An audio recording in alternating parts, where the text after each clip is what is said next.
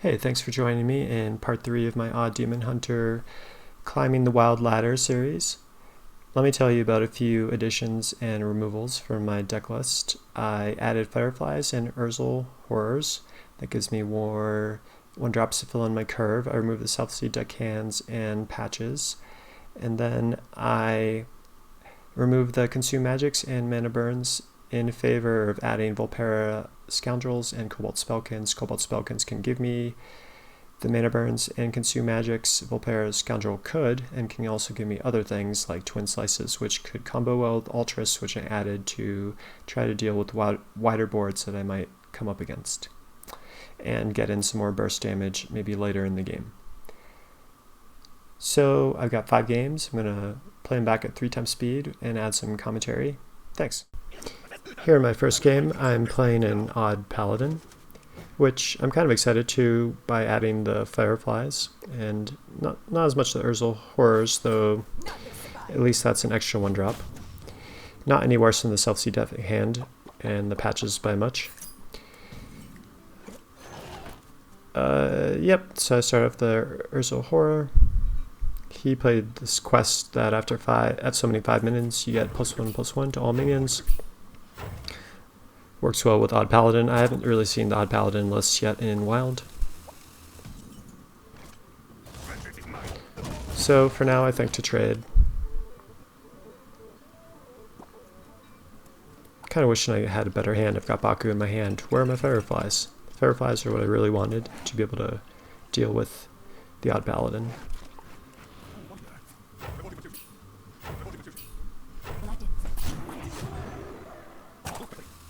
The Righteous Protectors are kind of tough to deal with. Not terrible, because my hero power can kill a 2/2 version. Decide to try to control the board as much as possible, and then next turn do the Satyr Overseer with the hero power attacking to create the 2/2.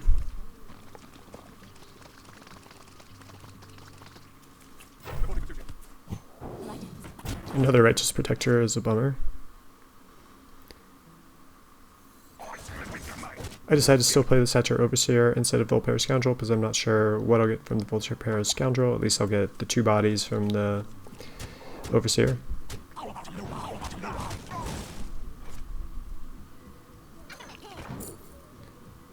I get a Silence, which I think will be pretty good for the 5/2. And then I get this 1-drop, the Crimson Sigil Runner, to be able to draw another card, so I go for it.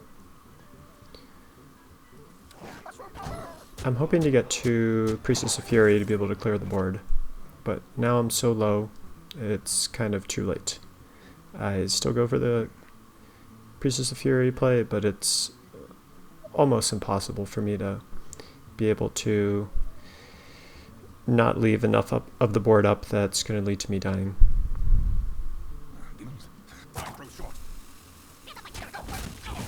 I tried hard to see if there was maybe another option, but there wasn't. So I had to concede. Didn't get those Fireflies that I was hoping for. Now I'm up against another Odd Paladin. I've got Ultras this time, which I think's probably pretty helpful. I drew the Fireflies, which is pretty helpful.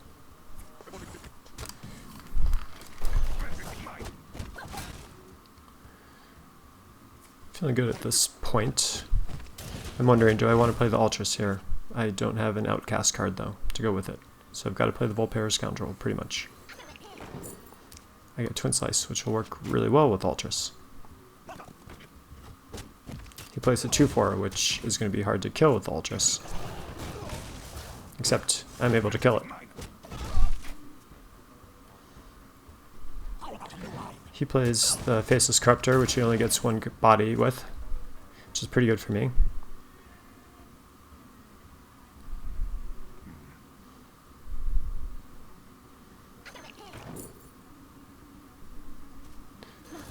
I go for 2 bodies, get the Silence in case there's a taunt in the way later. Maybe I should have gone for the Mystery option, that might have been better. The I-Beam lines up pretty well with the 3/3. I'm not sure the exact best way to deal with this board here. This works pretty well. I only leave 1 body up. and gain some life. That was a big tempo play. Here, I make a mistake. I go for the Priestess of Fury and end up leading up the Lothab. I could have killed the Lothab with the Gladebound Adept and then played Priestess of Fury next turn, which would have been a lot stronger into the board he ends up playing. Too bad. This was a very winnable game, but I ended up falling behind too far. Here, I have an important choice to make. What do I want to do? I figure I should play Lothab because I'm afraid he's going to play a spell which is going to buff all his minions. I'm not even sure if that's a thing that they do.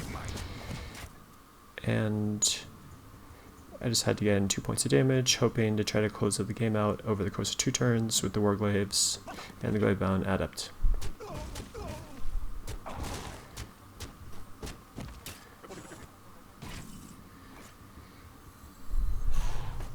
Here, if I had just gone face, maybe that would have... Well, nope, it doesn't end up mattering. But if I'd killed the 2-4, maybe that would have been helpful. Just killed the 2-4 and gone face, that probably would have helped me win the game there. Because he has Leroy. So, not my best game. Deserved to lose with my mistakes there. I'm up against a priest.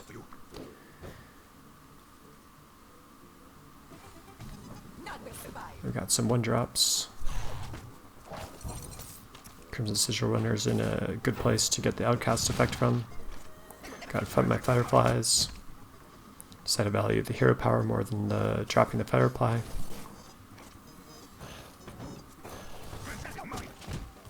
The hero power is good chip damage, and I keep going for it.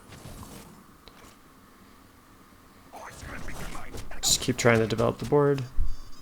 I know that kind of sets me up for some AoE with all the low cost minions. He doesn't actually have it though, so I'm able to do a ton of damage here.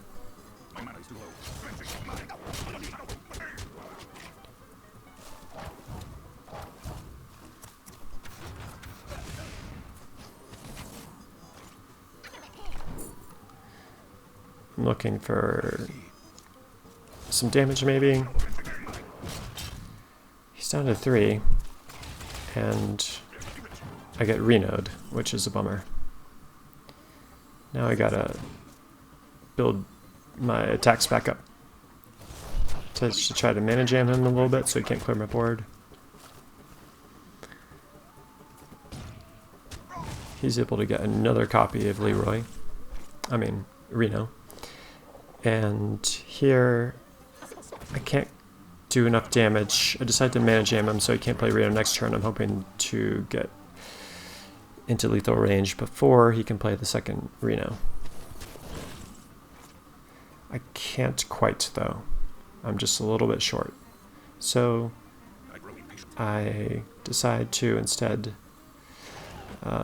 just get the Priestess of Fury on the board for the turn after. Oh man, he gains so much life over the course of the 2 Renos. But my hand is still pretty full. I'm generating a lot of cards, so I'm able to keep up the pressure. I'm able to kill the Reno. My Priestess of Fury is still doing work. Things are going pretty well. He's at 8. And he gives up.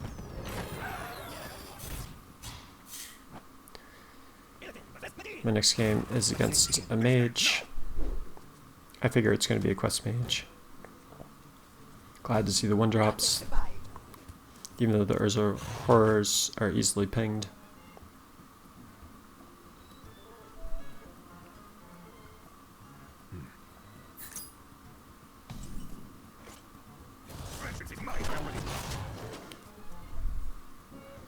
Put a 1-drop down, use my hero power. Again, I try to weave in my hero powers, try to fill my curve with the use of my hero power. Go for the mystery choice. A mana burn's kind of helpful actually to jam him.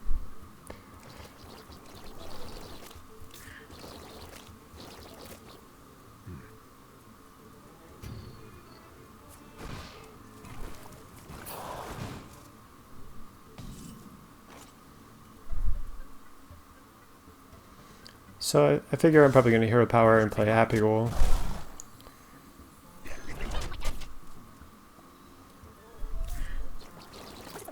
Trying to figure when is the best turn to mana burn him. The I-beam's going to line up pretty well. That was the other thing, I wanted to take some damage so I could line up the I-beam to be able to play the happy ghoul for free.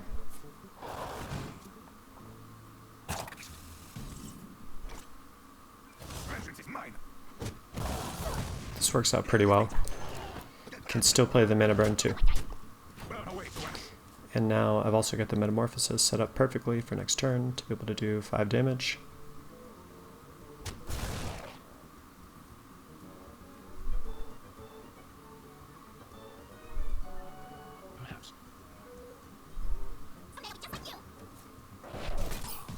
I see the apprentice at first, I'm worried, but I've got lethal.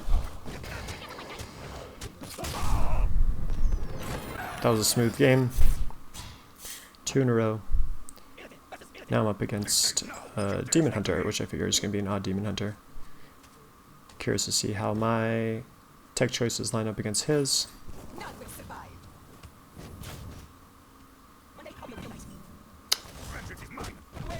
It's an interesting minion with the Inspire effect, but it doesn't line up well with against an odd Demon Hunter, because I can just kill it with 1 mana.